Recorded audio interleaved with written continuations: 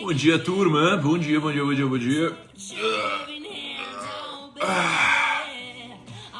E aí, galera? Vamos entrando.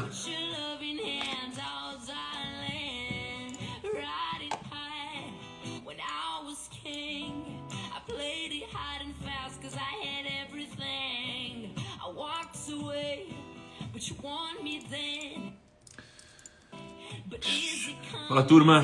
Bom dia. Vamos para mais um dia. Bom dia, Jovalzão, Maíra, Alice, Érica, Maria, Lise, Cida, Investidor das Arábia, Alice, a Cá,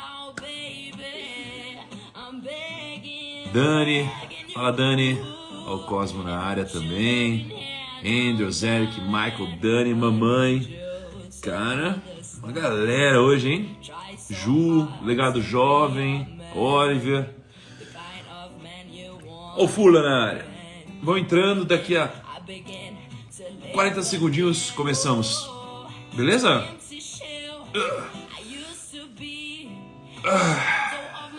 Alongando. Vamos que vamos? E aí, quem é que estava ontem na nossa live? Comenta aí se você estava aqui ontem.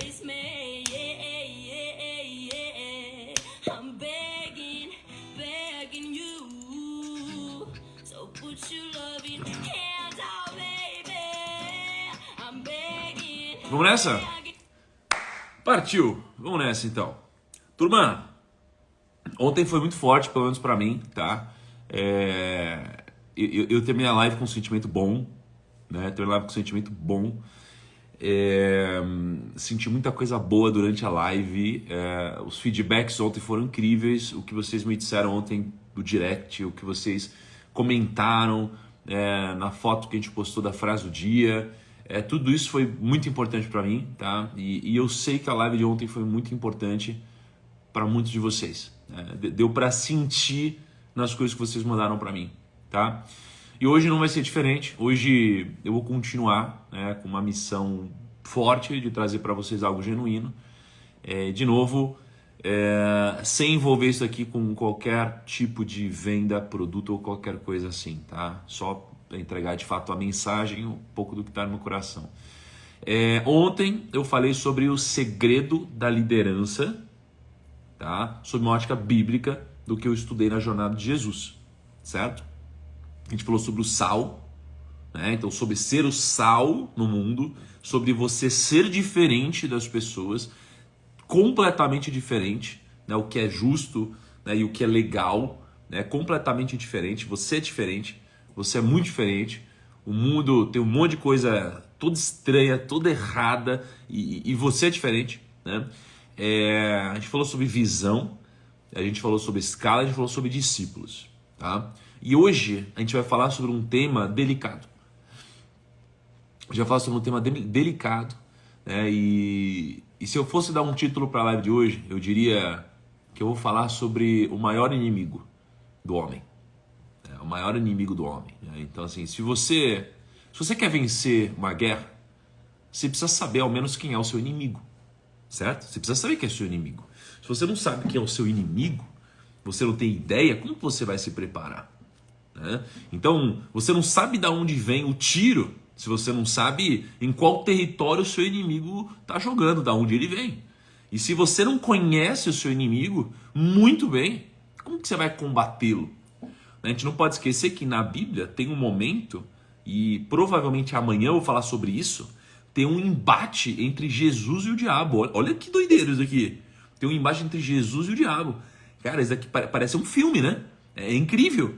Então, assim, tem um embate entre eles. Eu vou falar sobre isso.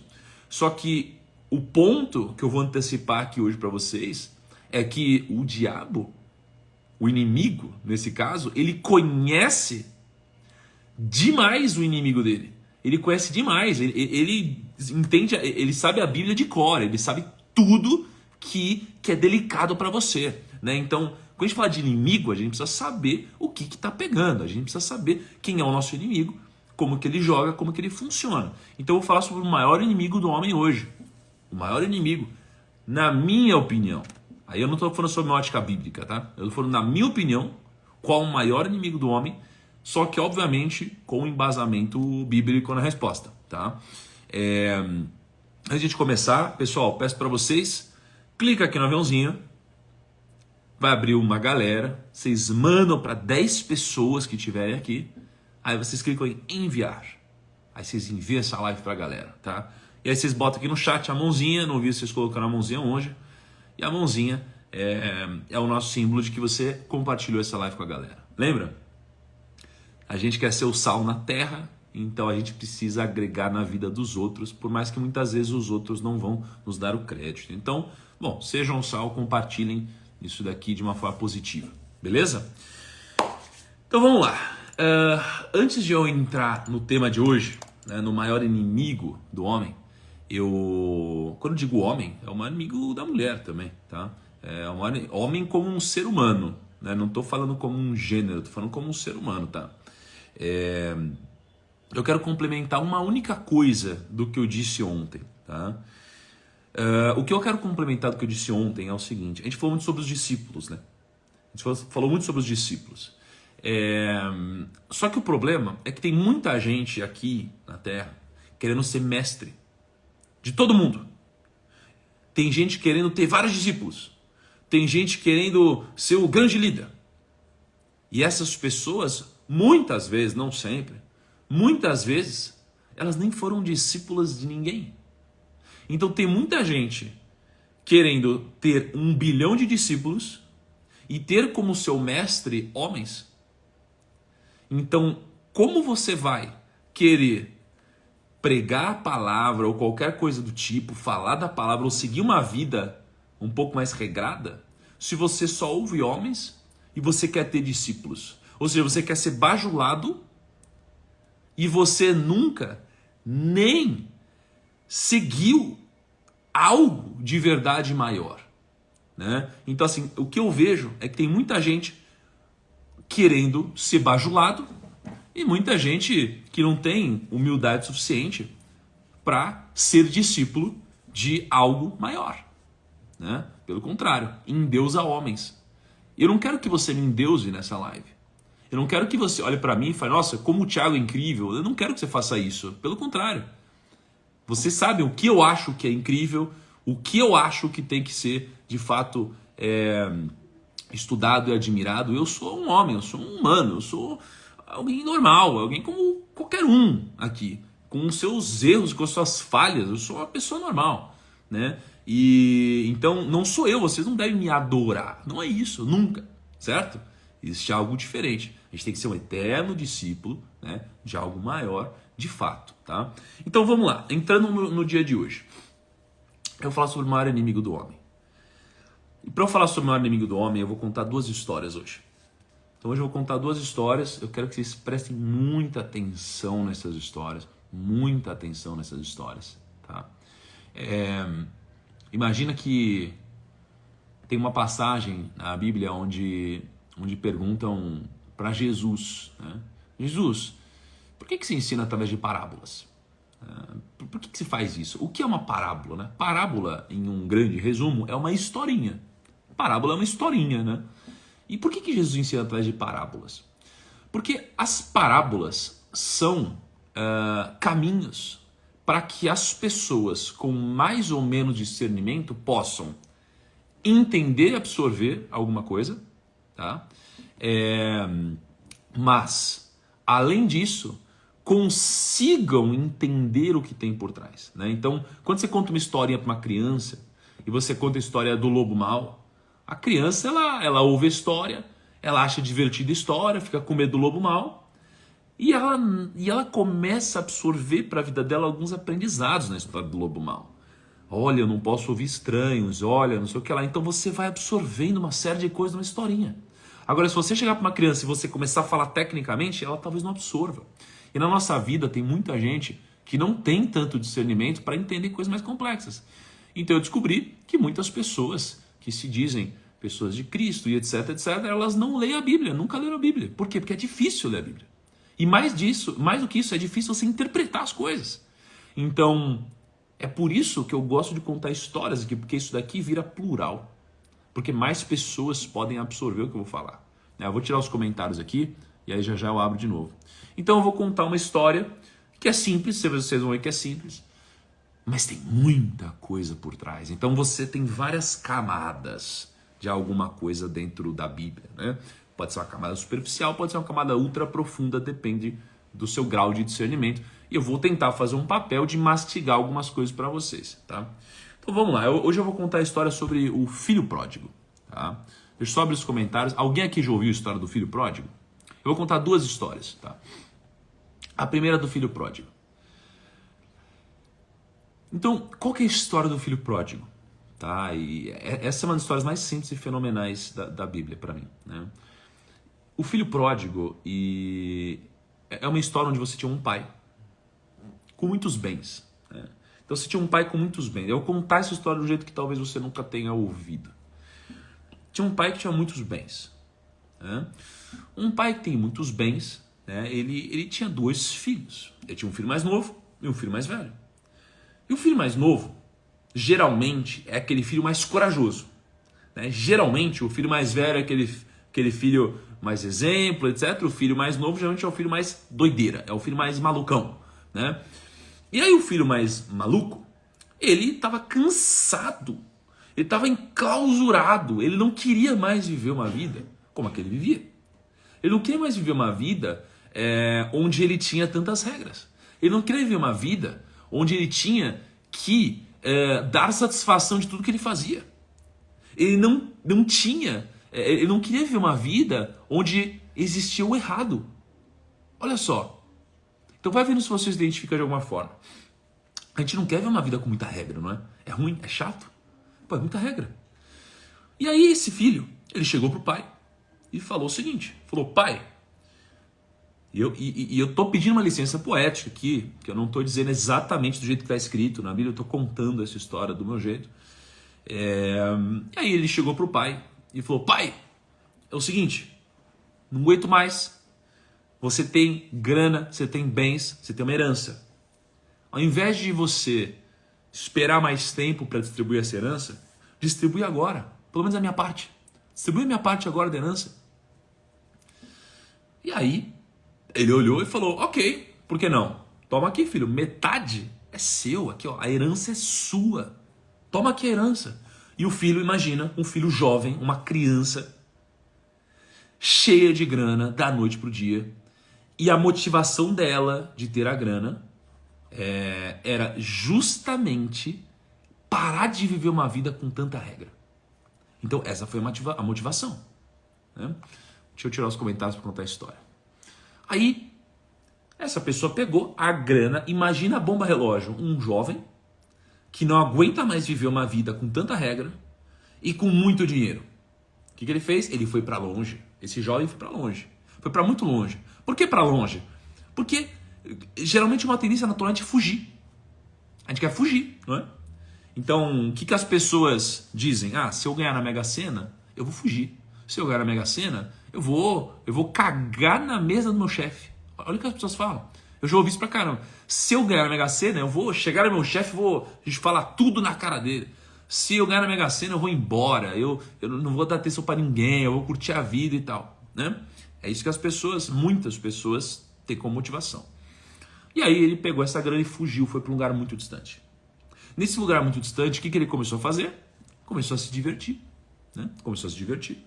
Ele começou a se divertir e quebrou todas as regras. Então aqui ele falou, não existe mais regra. Não existe a importância das regras, não existe. Eu só quero viver, né? E aí ele começou a fazer tudo que um homem poderia fazer, né? Se rodeou de prostitutas, foi em festas, né? Fez vários amigos, se divertiu horrores, cara, comeu de tudo, né? Usou de tudo e ele se esbaldou sem se preocupar com nenhuma consequência, E esse filho jovem começou a se divertir, mas o filho jovem, uma pessoa jovem geralmente tem menos discernimento, se preocupa menos com o futuro, porque passou por menos coisa, né? E muitas vezes não batalhou para receber. E essa pessoa começou a viver. O que aconteceu? Ela quebrou. Acabou o dinheiro dela. E quando acabou o dinheiro dela, diz que ele perdeu todos os amigos. Então ele perdeu todos os amigos dele, não tinha mais amigo. Todos aqueles grandes amigos, imagina, vou pra festa, vamos junto, aqui ó, vamos curtir, vamos beber, vamos comer e tudo mais. Todos aqueles amigos sumiram. Ele ficou sozinho, abandonado. Ele ficou sozinho, ele viveu uma vida sem regras, ele ficou abandonado. Porque acabou o dinheiro dele. Acabou o que de fato ligava ele às pessoas que estavam ao redor. Porque aprenda o seguinte, quando você ama as coisas, você geralmente usa as pessoas. Então, quando você ama as coisas e usa as pessoas, você vai trazer para próximo de você pessoas que também amam as coisas e usam as pessoas. Significa que quando as suas coisas acabarem, essas pessoas também elas vão embora, porque elas amam as suas coisas. E quando elas amam as suas coisas, elas vão te usar sempre que puderem. E elas te usam enquanto você tem dinheiro. Acabou o dinheiro desse filho mais novo, e o que aconteceu foi que ele ficou tão pobre e tão faminto, que ele foi, eu vou abrir os comentários, ele foi trabalhar cuidando de porcos. Então esse menino foi trabalhar cuidando de porcos. Imagina, ele foi trabalhar cuidando dos porcos. E ele ficou com tanta fome, que ele queria comer a comida dos porcos. Olha só, ele queria comer a comida dos porcos, de tanta fome que ele estava. E diz que nem isso ele conseguiu comer. E ele ficou com tanta fome, tão faminto, tão triste, tão desolado, que ele lembrou de uma coisa. Ele lembrou assim, ó, caramba. Olha só, no momento dele de fragilidade, onde ele estava no fundo do poço, ele lembrou, caramba. Trabalhar para o meu pai, se eu for um servo do meu pai, eu pelo menos vou ter o que comer. Vai ser melhor do que fazer o que eu estou fazendo hoje. Então, se eu for um servo do meu pai, vai ser melhor do que o que eu estou fazendo hoje. E aí ele pegou e começou a ensaiar um discurso. Ele falou, vou voltar para o meu pai, né? Eu vou fazer um discurso e vou falar para ele que eu me arrependo, que eu pequei, que eu quero voltar, nem que seja para ser o servo dele. Eu quero voltar, pelo menos eu vou ter o que comer. E aí, diz que ele volta. E quando ele volta, ele avista o pai dele. De longe, quando o pai dele olha para ele, o pai dele já fica alegre. E quando o pai dele fica alegre, ele vem de encontro ao filho e abraça o filho, né? E quando isso acontece, é só um símbolo, porque vem a criança, né? A pessoa nova, e diz, caramba, pai, eu errei, me desculpa, e não sei o que lá, e tal. Aí o pai vem, ele corta o filho, e ele diz que ele está muito feliz. E ele chega pros servos dele e fala, ó, manda buscar uma túnica, manda buscar uma sandália, manda buscar um anel. E aí dá uma túnica para ele, veste ele, aí dá um anel para ele e dá uma sandália para ele. E aí esse filho, e já eu explico o que é esse simbolismo. E aí esse filho fica super feliz e ele fala, manda assar um novilho mais gordo. Manda assar um novilho mais gordo. E aí ele assa o novilho mais gordo e faz uma grande festa. E tá tudo em festa. E o pai tá feliz, tá muito feliz, porque o filho que tava perdido voltou. E aí tá todo mundo festejando e falta uma pessoa nessa história. Falta o filho mais velho. O filho mais velho, ele tá voltando do campo. Quando o filho dele tá voltando do campo e ele ouve esse grande barulho, ele vê algo acontecendo, a galera festejando de longe, ele pergunta para um servo, ele fala, olha, mas o que está acontecendo lá?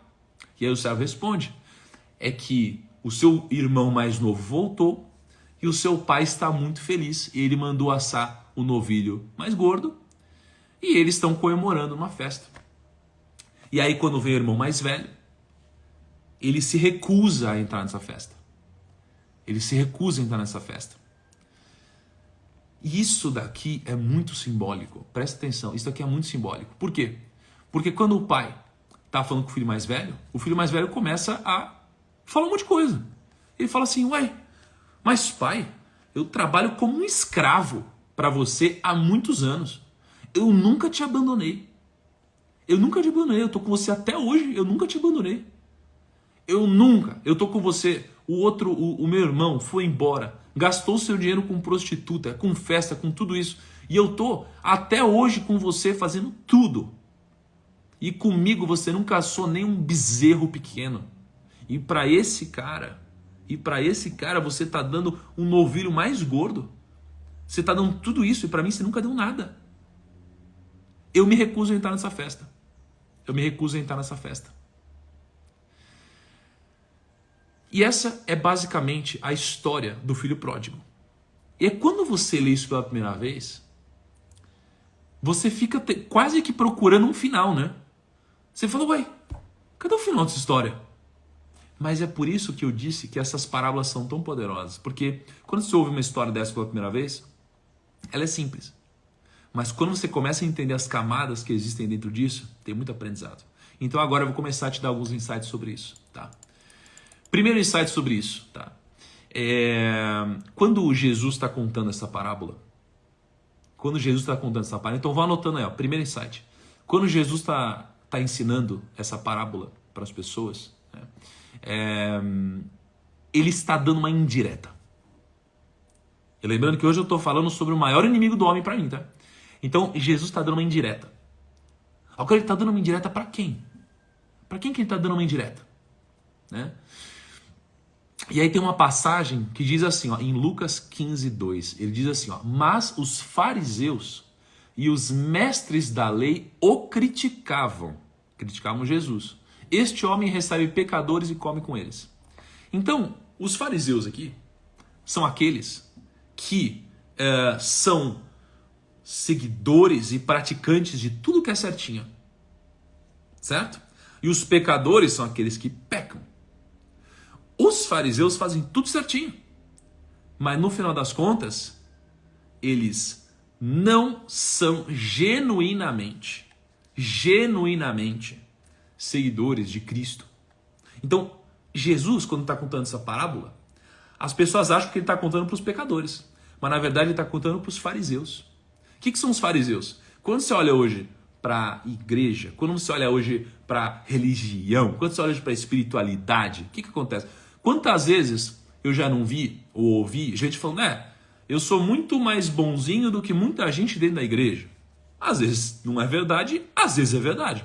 Então tem gente que segue todos os costumes, sabe?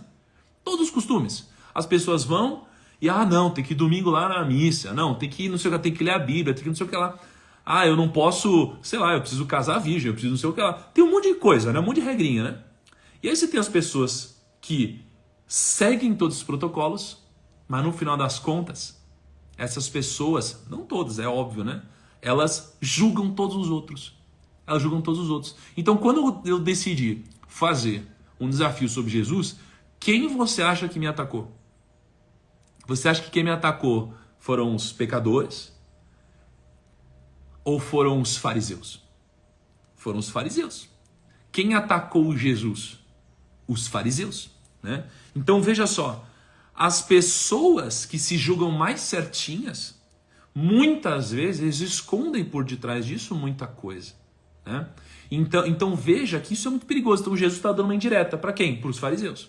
Então esse é o primeiro insight da história. Essa história não era só para os pecadores, essa história era uma indireta para os fariseus, aqueles que se dizem certinhos, mas por trás disso tem um monte de intenção maligna, ou sei lá o quê, entendeu? Então isso é a primeira coisa. Olha só, quando você faz algo, quem te julga geralmente são aquelas pessoas que se dizem as mais entendidas. Se você começar um canal de finanças hoje, seus amigos vão te julgar. Sabe quem mais vai te julgar? Os influencers de finanças. E vão te julgar sob uma ótica diferente, não é? Então geralmente é isso. Você vai ser um advogado, quem mais vai te julgar? Vai ser um amigo? Não, vai ser os advogados. E geralmente acontece isso. Por quê? Porque tem algo que é o maior inimigo do homem aqui. Tá? Segundo aprendizado. Na história, eu disse para vocês que o pai, ele divide a herança. Ele divide a herança e ele dá a parte da criança mais nova, certo? Só que qual que é o ponto? Não era comum para um pai judeu, né, naquela época, primeiro ouvir, né, uma criança mais nova, segundo dar herança tão antecipado. E ele deu uma herança antecipada, certo? Isso daqui é uma entrelinha, ele deu herança antecipada. O que significa isso daqui? O que significa é que às vezes, na nossa vida, e não tão às vezes assim, a gente recebe coisas que a gente não está pronto para receber. A gente recebe coisas que a gente não está pronto para receber.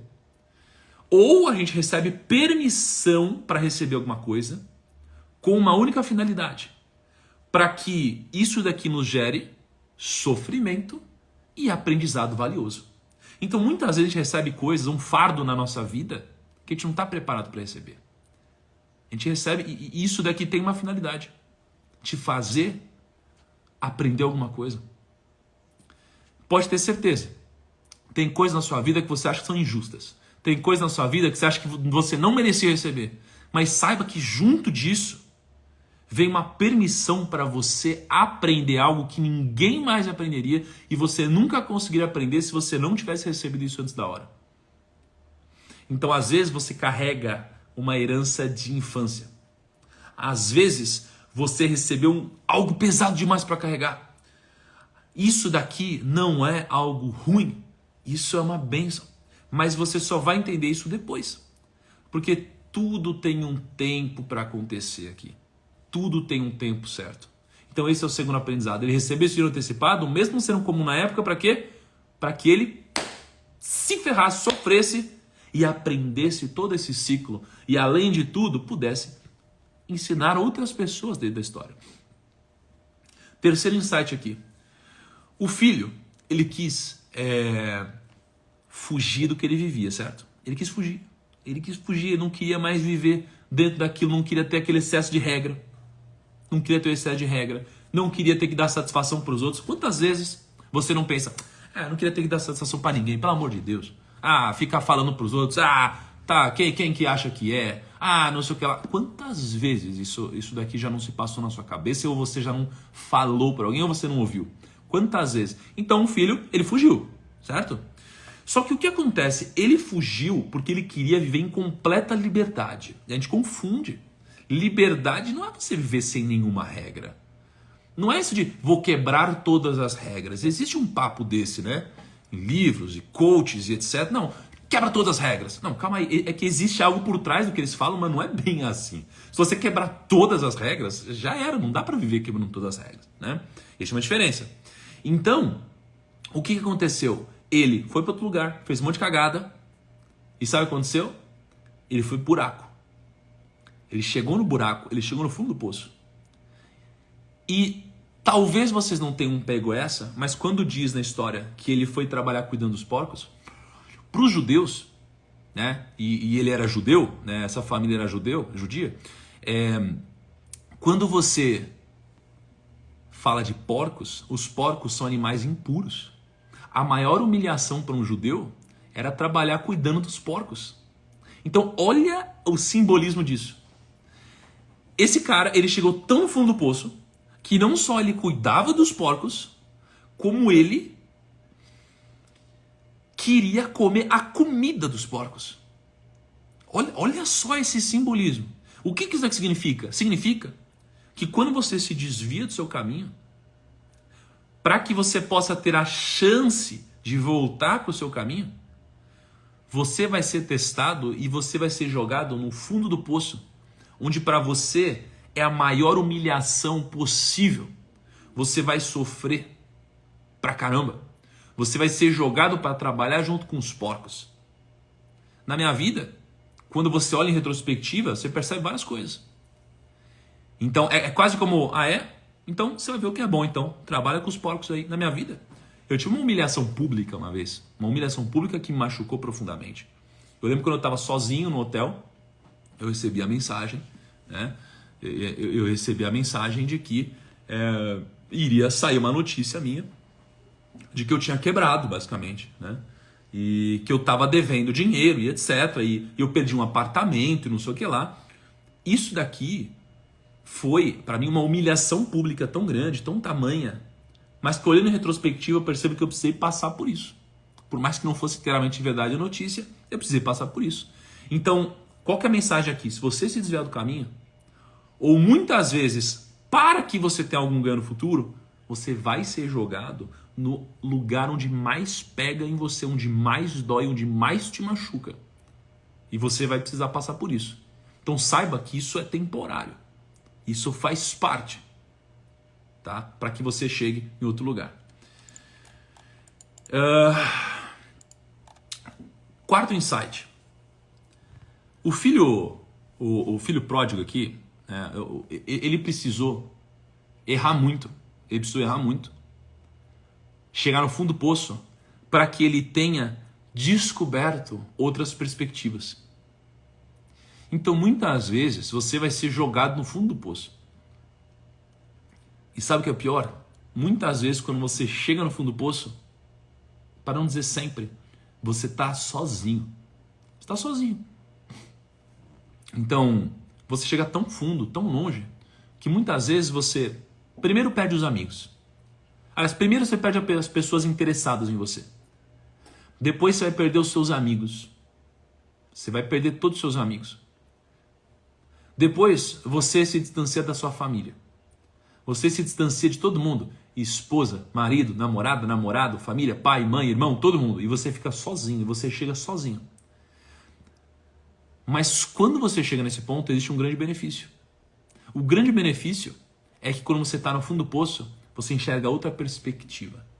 Foi o que aconteceu. Quando ele chega no fundo do poço, ele pensou, caramba, trabalhar para o meu pai seria melhor. Então, nesse momento se reflete. Quando a gente chega no fundo do poço, a gente reflete outras perspectivas. Entende? Então, comece a enxergar de outra forma um momento ruim. É claro que um momento ruim pode ser fruto de más escolhas. É óbvio, pode ser uma consequência de más escolhas. Mas quando você chegar lá, existe esse grande benefício. Você cria uma nova perspectiva. De uma forma obrigatória. Tá? Quinto insight aqui. Existe um simbolismo que poucas pessoas pegam na história. Eu assim, quando eu estava estudando essa história, eu li umas 4 bíblias diferentes, vi 1 bilhão de vídeos, um monte de coisa. Então o simbolismo. Quando o pai recebe o filho, ele vem com o filho e fala, opa, manda trazer uma túnica para ele, manda trazer um anel para ele e traz uma sandália. O que isso daqui simboliza? Primeiro, a sandália simboliza que ele era diferente, que ele tinha mais autoridade. Né? Por quê? Porque os escravos naquela época andavam descalço. Ele andava de sandália, então ele era diferente. Botou uma túnica. Por que ele ganhou uma túnica? Porque a túnica era um símbolo de status e é um símbolo de ser diferente. E aí ele ganhou um anel. O que representava o anel? Autoridade. Então todo esse simbolismo era para representar o quê? Que ele passou a ser diferente nesse momento. No momento que ele teve coragem de se humilhar, ele se humilhou. Ele voltou para aquele lugar que ele tinha fugido. No momento que você tem coragem de se humilhar, de ser humilde, de ser temente, de ter temor, de respeitar, você decide virar o sal na terra. O que você vira? Você vira diferente.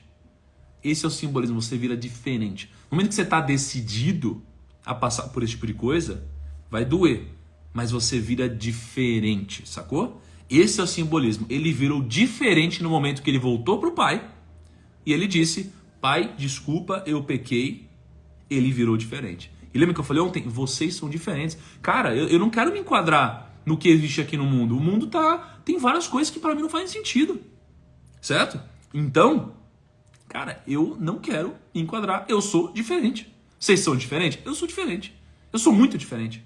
Eu faço tudo diferente. Eu faço muita coisa diferente. Não porque eu sou melhor. Não é isso. Pelo contrário. Eu só sou diferente.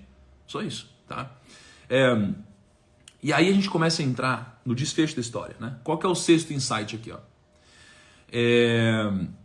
Quando o filho chega, por que ele não tomou um come do pai? Por que o pai não chegou e começou a dar porrada nele e tal, e tal, tal? Por que o pai não fez isso? Qual que foi o grande aprendizado aqui? É que ele não deu tanta porrada, porque quando o filho chegou, na cabeça do pai, o filho estava perdido. O filho estava, biblicamente, morto. Né? Então, quando o filho estava morto, e ele voltou, ele ganhou a vida de novo. Ele ganhou a vida de novo. Entendeu? E quando ele ganha a vida de novo, ele foi resgatado. Não é como se a vida dele tivesse continuado. Ele morreu e é praticamente um nascimento de novo. Ele virou diferente. Então, quando ele resgata a vida dele, biblicamente, né, o simbolismo aqui é que ele resgata a vida eterna nesse caso. É a vida eterna. Ele passa para outro momento, tá? Então, por isso que o pai fica tão feliz, porque o filho estava morto. E aí o filho agora resgatou a vida dele. Por isso, então diz que nessa hora existe festa no céu, né? É uma coisa incrível. Então, quando você perde alguma coisa e você encontra, você geralmente valoriza muito mais do que algo que você nem perdeu e esteve com você durante todo o tempo, né? Então esse é aprendizado. E depois, o que acontece é que o pai foi muito misericordioso, né? Ele foi muito misericordioso. E aqui entra um grande embate. Vocês acham justo? Porque tem um lado de mim que fala, não acho justo. Pô, o filho ficou sempre com o pai, nunca abandonou o filho mais velho, né? E aí, de repente, ele não ganhou nem o bezerrinho? Nem o bezerrinho? Né? Nem isso. E qual que foi o negócio? É que aqui vem a indireta. Aqui vem a grande indireta para o fariseu. Na hora que o filho diz para o pai, falou, pai, eu fiquei com você todo esse tempo, nunca fiz nada errado. Fiquei contigo o tempo todo, fiz tudo certinho, mas chegou na hora e você não fez nada por mim aqui? Eu me recuso a entrar na festa do meu irmão pecador. Olha como meu irmão pecou. Meu irmão pecou muito. Pelo amor de Deus, vou compactuar com um pecador, vou estar na festa dele, que absurdo, e eu fiz muito mais aqui. Nessa hora, essa é a grande indireta para o fariseu.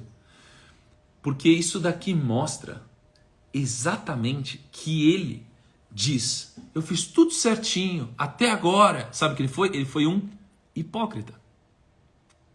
Pega essa, ele foi hipócrita.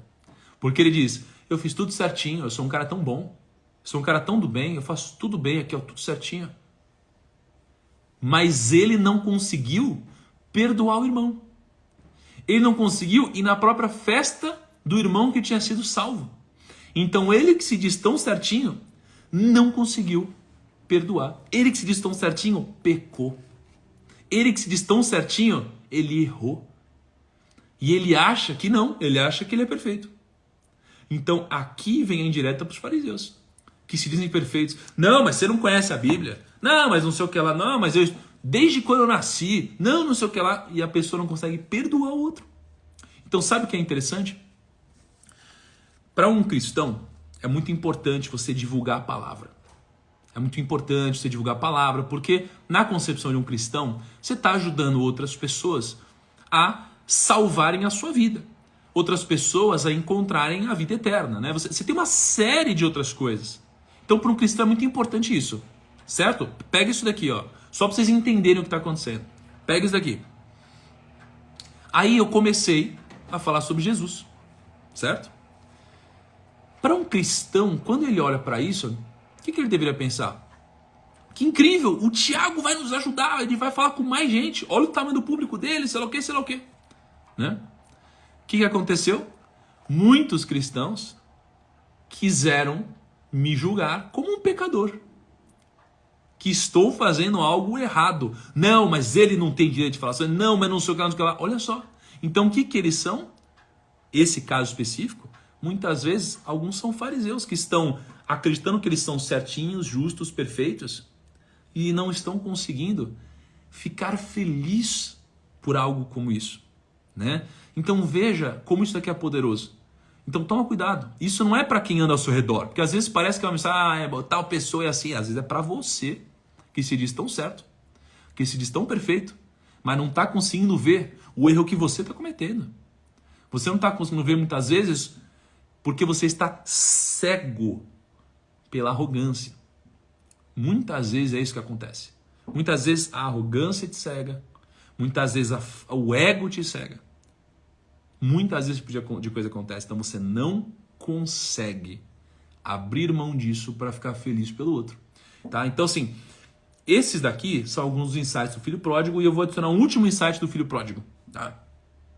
O último insight é o seguinte: existe um tempo para errar. Existe um tempo para errar. Tá? Então, o filho pródigo, ele errou jovem, certo? Ele errou jovem. E nas nossas vidas, o tempo é muito valioso. Então, existe um tempo para você errar. Existe um tempo onde você não pode mais cometer os mesmos erros. Eu, Thiago, eu errei muito na minha vida. Provavelmente errei muito mais que muitos de vocês. Eu sou um ser humano normal. Não estou livre de culpa. Fiz um monte de cagada na minha vida, um monte. Menos cagada que alguns de vocês e muito mais do que muitos outros. Agora, isso não significa que eu possa cometer os mesmos erros, porque eu cometi erros em momentos onde eu estava aprendendo. Hoje, tem erro que eu não posso mais cometer.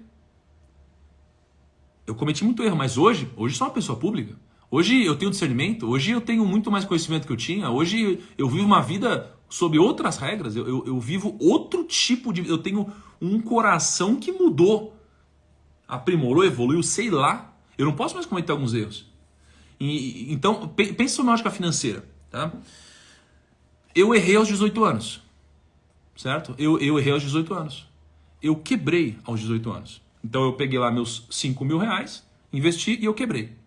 Certo? Quando eu quebrei aos 18 anos, eu perdi tudo que eu tinha. Hoje eu tenho um patrimônio bem mais relevante. Então, só o que eu invisto publicamente, vocês veem lá, é algo próximo de 20 milhões publicamente. Enfim, eu tenho a minha vida particular. Agora imagina se hoje eu cometesse esse erro. Se hoje eu fosse ganancioso e eu quebrasse, perdesse todo o meu dinheiro. Já com família mais estruturada, com muito mais gente. Você concorda que o impacto seria outro? Mas ainda assim, se eu quebrasse, eu conseguiria me levantar. Se eu quebrar com 70 anos, vai ser mais difícil. Então imagina que existe um tempo para você errar. Existe um tempo para você arriscar mais. Tá? E existe um tempo para você errar menos. Então o que você precisa entender aqui na nossa vida? Que o tempo é finito. O tempo é finito. E os erros que são contornáveis no começo da vida, eles são cada vez mais inaceitáveis. Todo erro existe uma curva. Ele é aceitável no momento da sua vida e ele começa a ser cada vez mais inaceitável até o momento que ele não é mais contornável. Então você precisa viver uma vida de aprendizados constantes. Uma vida de aprendizados constantes. Tá? Então pega essa história é muito poderosa. Tá? Eu não vou fechar meu raciocínio hoje, que eu basicamente vim para falar sobre o maior inimigo do homem. E dentro dessa história tem um insight que vai linkar com uma outra história que eu ia contar agora. E isso daqui vai te apresentar o seu maior inimigo. E depois de te apresentar o maior inimigo, eu vou te apresentar qual é a arma que você usa para combater esse inimigo. Tá? Mas é que eu preferi contar essa história com mais detalhe do que fazer isso correndo. Então amanhã eu vou colar nessa outra história, vou juntar esses aprendizados e vou te apresentar o seu maior inimigo e qual arma você usa para combater isso daqui. Tá? Mas o que eu quero que você entenda é o seguinte: existe algo aqui chamado erro ou pecado. Né? Dependendo da lógica que você está olhando, você está olhando sobre uma lógica bíblica ou não. Então assim, você tem algo chamado pecado para alguns e erro para outros. Eu não preciso te definir o que é um pecado, um erro. Você sabe que eu não erro. Você sabe? É que às vezes você não quer enxergar, mas você sabe quando você erra. Mas sabe qual é o problema? O problema é que quando você erra ou você peca, você tem uma consequência muito grande do seu erro. Então imagina assim, ó, tem alguma vez na sua vida que você, por 5 minutos, por 10 minutos de algo que você fez, ou por uma decisão que você tomou, para te gerar algum benefício, que seja carnal, que seja financeiro, independente que seja, uma decisão, um momento, e que te segue para o resto da vida, e você convive com isso hoje, tem alguma coisa, aquela pequena coisa, 1 minuto, e que persegue você por toda a sua vida, todos esses anos, Então, eu tenho certeza que tem. Eu tenho certeza que tem. E é por isso que a nossa frase do dia é tão importante hoje, tá?